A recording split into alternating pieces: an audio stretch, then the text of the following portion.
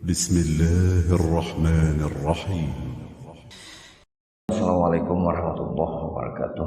Alhamdulillah wassalatu wassalamu ala Rasulillah wa ala alihi wa sahbihi wa mawalah. La hawla wala quwwata illa billah wa ba'du. Qala rabbi shrah li sadri wa yassir li amri wahlul 'uqdatam min lisani yafqahu qawli. Rabbi zidni ilma wa rizqni fahma. Sadaqallahu alazim. Masyarul muslimin jamaah yang dirahmati Allah, alhamdulillah kita pada hari ini masih diberikan rahmat oleh Allah, diberikan hidayah, sehingga pada hari ini kita masih diringankan langkah dan hati untuk mengikuti majelis ilmu yang diawali dengan sholat subuh berjamaah. Mungkin sedikit sekali yang mau yang seperti ini, masih banyak ribuan bahkan mungkin orang di luar sana yang tidak tergerak hatinya untuk mengikuti hidayah dan rahmat Allah. Dan kita bersyukur pada hari ini bisa melakukan ketaatan kepada Allah dan Rasulnya. Salawat serta salam tak lupa kita haturkan keharibaan junjungan kita Nabi besar Muhammad SAW. Mudah-mudahan kita termasuk orang-orang yang nantinya mendapatkan syafaat dari Rasulullah SAW. Dan insya Allah yakin saja sekecil apapun iman kita, kalau kita umatnya Rasulullah SAW, insya Allah akan dapat syafaat Rasulullah SAW. Memberikan nasihat dalam keagamaan itu atau meneruskan dakwah Rasulullah itu adalah kewajiban kita semua sebenarnya. Kalau toh ada yang mewakili maka itu hukumnya fardu kifayah. Tapi nasihat menasehati di sesama kita itu adalah kewajiban, baik untuk diri kita sendiri, keluarga kita sendiri, kemudian kaum muslimin dan muslimat pada umumnya. Oleh karenanya berkaitan dengan nasihat ini, dalam sebuah riwayat Ibnu Mas'ud itu biasanya memberikan nasihat seminggu sekali. Cuma ada jamaah yang bertanya, kenapa pian kada memberikan nasihat kepada kami ini setiap hari? Lalu apa jawab Ibnu Mas'ud? Supaya bubuhan ikam pada muyak, bosan maksudnya. Dan itu memang Rasul juga begitu. Kalau yang datang ke rumah konsultasi, minta nasihat, minta pendapat lain sebagainya itu lain soal. Tapi yang pengajian seperti ini, memberikan nasihat seperti ini, disunahkan jangan tiap hari, seminggu sekali aja. Setiap hari kalau dengan yang berbeda ya tidak masalah. Karena kalau setiap hari kita kan juga punya kesibukan masing-masing. Dan alhamdulillah di tempat kita ini mungkin dengan waktu yang berbeda. Ada juga hari Selasa, mungkin ada hari Rabu, mungkin ada hari Kamis dan seterusnya. Misalkan untuk pegawai negeri biasanya kalaunya hari Sabtu atau Minggu tuh banyak. Tapi tidak jadi soal. Makanya majelis ilmu itu adalah salah satu cara untuk meninggikan derajat bagi orang-orang yang beriman. Maka satu ketika Rasul mengadakan majelis seperti ini, tapi dulu masjidnya kadang kayak ini Bapak, saudara sekalian. Dulu dari pelepah kurma, daun kurma atapnya, amunnya siang, bila sudah panas, tapaluh ini kedinginan karena AC. Kalau dulu kedinginan karena dinginnya padang pasir ya malam, luar biasa. Babi ai ala irabbikuma tukadziban. Nikmat yang mana lagi? Nang kayak ini aja kada mau yang datang. Kayak apa kalau di zaman Rasul? Kada mau yang datang, nyaman banget nih. Ibaratnya sambil taguringin mendengarkan. Dapat pahala juga. Karena niatnya ngadir majelis ilmu. Lalu penuh pengajian zaman Rasul itu. Lalu tiba-tiba ada yang datang belakangan. Yang datang belakangan ini kelompok Ansor dan Muhajirin, tapi yang datang belakangan ini adalah orang-orang yang istimewa, orang-orang pejuang perang Badar. Mereka ini diistimewakan. Tapi ketika mereka ngasih salam, dijawab oleh salam oleh Nabi dan para jamaah. Tapi mereka berdiri di depan karena penuh. Kemudian Rasul karena melihat mereka adalah pejuang Badar, papsahu ya Rasul. Coba berdiri, geser, supaya mereka bisa masuk di depan dan berada di depan. Inilah derajat orang yang beriman itu di dunia saja sudah dihormati. Mereka bukan orang kaya, mereka pejuang Badar itu, tapi mereka orang yang beriman yang membela agama Allah. Bahkan pada saat perang Badar itu kan karena perang terbesar, Rasul sudah sampai berdoa, ya Allah, bila perang ini kami kalah, alamat kerja lagi umat Islam nih, maka dimenangkan. Makanya diistimewakan orang-orang pejuang perang Badar itu. Orang munafik protes ketika Rasul menyuruh geser melihat bubuhannya suruh ke muka. Rasul melihat ya muhanya masam. Apa Nabi ini cara kami berdahulu bahasanya begitu kan, bubuhan nang bududi ini timbul disuruh ke muka. Harusnya kan kalau perintah Rasul itu kan harusnya diikuti, karena Rasul itu wama yantiku anil hawa in huwa wahyu yuha. Apa yang dikatakan Rasul itu merupakan firman dari Allah. Itu najarnya, kenapa kada adil kami ini berdulu, masa nang berdudi itu disuruh ke muka. Maka turunlah surah Al-Mujadalah ayat 11. Ya ayyuhalladzina amanu idza qila lakum tafassahu fil majalis. Majalis itu asal katanya dari jalasa. Jalasa itu maksudnya kalau bahasa Arab itu kan ijlis, padahal ijlis silahkan duduk. Tapi yang maksud jalasa itu pindah dari tempat yang rendah ke tempat yang lebih tinggi, lebih terhormat. Makanya majalis itu adalah tempat-tempat yang akan meninggikan derajat kita. Jadi Rasul sudah menunjukkan orang yang beriman seperti halnya pejuang Badar ini, yang membela agama Allah itu derajatnya tuh lebih baik daripada kita yang nggak punya sumbangsihnya terhadap agama Allah. Nasrum minallah wa fathun qarib. Jadi sumbangsih orang yang berjuang di jalan Allah itu derajatnya lebih tinggi. Nabi saja menyuruh mereka ke muka. Fafsahu yafsahillahu lakum.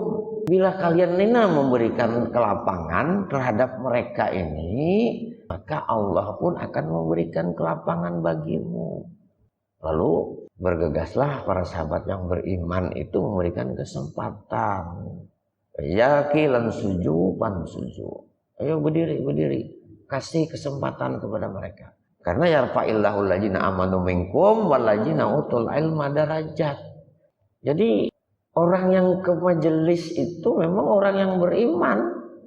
Kata iman sebelumnya itu menunjukkan bahwa salah satu tanda orang yang beriman itu mereka suka mencari majelis-majelis ilmu. Untuk apa? Supaya yarfa'illahu alladzina amanu minkum walladzina utul ilma darajat. Supaya derajatnya lebih ditinggikan. Siapa yang meninggikan? Ya Allah. Jadi tidak usah khawatir bubuhan sampean-sampean yang sedikit ini. Kalau toh ikhlas, insya Allah nanti akan diberikan balasan oleh Allah. Kita tidak tahu apakah di dunia ini yang dilas di akhirat nanti. Bisa saja Allah itu mengasih di dunia ini. Tapi yang tidak tahu nanti setelah pulang nanti, setelah 1 hari ke depan dan lain sebagainya. Yakin saja orang beriman itu dia tidak akan berkeluh kesah. Dia tidak akan merasa bahwa hidup ini banyak masalah. Ya memang banyak masalah. Tapi setiap persoalan, setiap kesulitan pasti ada kemudahan. Itu jelas janji Allah. Fa inna ma'al usri yusra, inna ma'al usri yusra. Allah itu memberikan kesulitan itu sebenarnya sebagai ujian kepada kita bahwa nanti akan ada yang lebih baik. Tapi kita selalu kadang-kadang mengeluh. Berapa banyak orang yang di luar sana rumahnya di masjid, bahkan corongnya tuh menghadap ke kamarnya mungkin, sing nyaringan. Tapi isuknya dicarinya Ikam nyaring-nyaring aku ada kau guring mulai aja. Nah, kaum bisa dikinya. Ada Pak yang begitu tempat saya sana. Suruhnya menggimiti. Injak ke masjid kada. Dan tidak hanya sedikit, banyak orang ini. Itulah memang orang-orang yang belum dapat hidayah dari Allah. Bagaimana banyak orang yang jauh, yang dengan rela-relanya gitu ya, meluangkan waktunya ke sini. Kalau dihitung dari segi biaya, tenaga dan sebagainya kan. Tapi tidak itu. Tapi mari kita lihat bagaimana seorang yang buta minta dispensasi dengan Rasul. Jauh juga berkilo-kilo. Tanya kepada Nabi, adakah rukhsah buatku ini ya Rasul? Aku ini kadang melihat tongkat kerbisi. Ini yang bisi mobil 2-3 buting di sebelah rumahnya, sepeda motor ada. Kada kon masjid, tapi yang jauh cuman jalan kaki. Tapi apa kata Nabi? Ikam masih mendengar suara azan lah. Untuk ngar kalau kita bahari kada bemek orang azan naik ke atas Bilal ke menara. Karena padang pasir mungkin karena sedikit masih bunyi-bunyian jadi dulu kan kedengaran. Kalau pian masih lagi halus tuh sangat kedengaran. Kalau sekarang suaranya kiri kanan muka belakang tuh ada semua bunyi mic-nya. Ya itu kada bangun-bangun juga. Umi Maktum itu kan orang tidak melihat. Bahkan yang azan menyebabkan azan 2 kali itu ya karena dia itu subuh. Dia dulu datang, sempat azan pertama, baru Bilal. Bahkan Abdullah bin Maktum itu pernah jadi presiden. Maksudnya sementara, bahasa sekarang tuh PLT-nya. Karena ketika perang, para sahabat semua, Rasul juga berangkat. Saya bagaimana ya Rasul? Kamu gantikan untuk menjaga kaum muslimin, menggantikan Rasul sebagai pimpinan sementara. Luar biasa. Bahkan sampai Allah menurunkan surah untuk dia itu. Abasa wa tawalla itu kan ya, surah yang bermuka masam karena Nabi lagi ngobrol-ngobrol dengan kaum petinggi-petinggi Quraisy. Abdullah bin Umi Maktum hendak bertanya sesuatu, tapi Rasul kadang menghiraukan. Turun ayat. Berarti kan derajatnya ditinggikan. Kenapa? Karena tadi mendatangi rumah Allah. Kita sering aja sebut, banyak orang pasti nyebut masjid ini rumah Allah nih kan. Tapi kadang mau singgah. Kalau kita ingin minta apapun ya mintalah di sini. Minta dengan manusia itu bisa mengeramput sebungulinya malahan. Tapi kalau minta dengan Allah, insya Allah dikasih. Tapi kadang mau bang Allah. Ya Allah, aku minta mobil Alphard. Turun di hadapan kita sebijian. Ada dan gitu. Ada jalannya, ada usahanya. Kita minta rezeki itu kalau bisa yang berkah. Jangan yang berlimpah dulu, yang berkah. Baru yang berlimpah. Biar berlimpah, kalau ada berkah ya percuma. Jemaah sekarang yang dirahmati Allah, saya kira ini yang terpenting bagi kita. Kalau kita ingin meningkatkan derajat kita, terutama di hadapan Allah. Ataupun di hadapan manusia. Percuma kalau tinggi derajat di hadapan manusia, kalau di hadapan Allah tidak. Tapi kalau di hadapan Allah ditinggikan derajatnya, maka insya Allah di hadapan manusia pun akan ditinggikan juga derajatnya oleh Allah. Maka kalau kita ingin mendapatkan posisi yang bagus derajat kita di hadapan Allah Subhanahu wa Ta'ala, caranya adalah meningkatkan keimanan kita kepada Allah dengan cara sering-seringlah mendatangi majelis ilmu. Karena menghadiri majelis ilmu adalah salah satu tanda dari orang yang beriman dan orang yang berilmu. Maka orang yang beriman dan berilmu pengetahuan akan ditambahkan dan ditinggikan derajatnya oleh Allah Subhanahu wa Ta'ala. Semoga ada manfaatnya bagi kita semua dan semoga kita tetap istiqomah meskipun kita sedikit tapi istiqomah daripada banyak berujung raminya aja. Kegiatannya rame habis isya sampai jam sekian subuhnya kan ada orang lagi. Kaum aja berdua. Yang ini pernah saya kritik, saya dilaporkan ke polisi. Kan aneh, saya mengingatkan. Tapi saya dikatakan anti ini, anti itu kan. Tidak, saya bilang. Memperingati hari lahirnya Nabi, memperingati Isra dan Mi'raj. Yang terpenting itu bagaimana cara mengamalkan ajarannya. bukan rame-ramenya. Karena kita ini kebanyakan ramenya aja. Apa tadi ceramah tadi? Ceramahnya salah kira.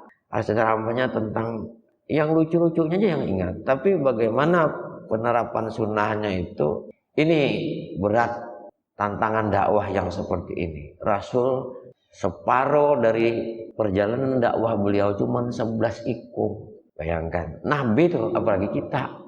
Jadi wajar aja kalau Nabi itu dilempari. Mun kita ini bahari ke didapang dilaporkan ke polisi ke dalam. Mun kita ini biasa aja dilaporkan. Dipanggil, saya bilang saya tidak melarang orang ini, tapi mari persentasenya ketika kita mengadakan kegiatan suatu majelis ilmu bertambah kada orangnya isuknya jemaah sholatnya, itu yang penting. Kalau bertambah, alhamdulillah. Saya merasa bersyukur. Saya meskipun ujar orang ya dilempar ke Palangkaraya, tapi saya tidak merasa begitu. Tapi saya menganggap bahwa saya dinaikkan derajatnya oleh Allah, sehingga saya bisa bergabung dalam hubungan pian. Kalau ada tetamu kita, ini jadi saksi rumah Allah, ini jadi saksi. Di akhirat kita jadi saksi. Jadi kalau hubungan pian doh, ada melihat turun, ya Allah mana kawan kami berkumpul di masjid, tolong kumpulkan kami. Kami dulu pernah satu jamaah, pernah satu majelis, pernah berjamaah di masjid. Nah, mudah-mudahan Allah selalu meridai kita dan selalu memberikan rahmat dan hidayah kepada kita semua. Allahu wa yakum ajma'in. Subhanakallahumma wa bihamdika asyhadu an la ilaha illa anta astaghfiruka wa atubu ilaik.